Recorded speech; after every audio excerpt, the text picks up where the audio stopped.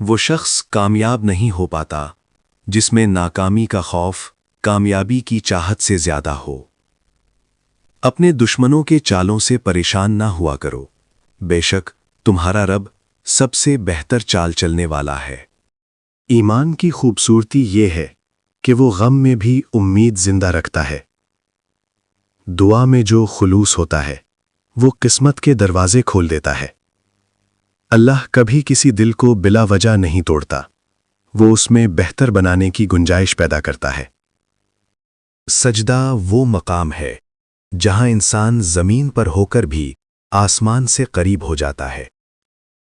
اللہ سے مانگنا بند نہ کرو، کیونکہ وہ دینے سے کبھی تھکتا نہیں۔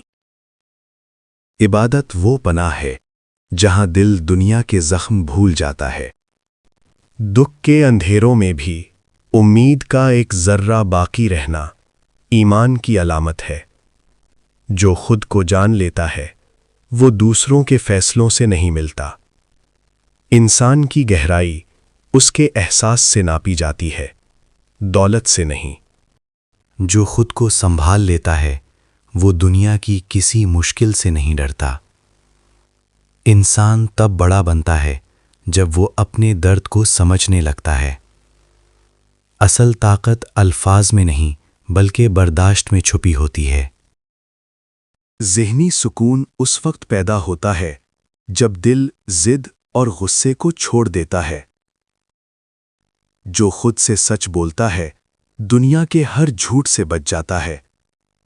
سوچ کو قابو میں رکھنا خود پر حکومت کرنے کے مترادف ہے۔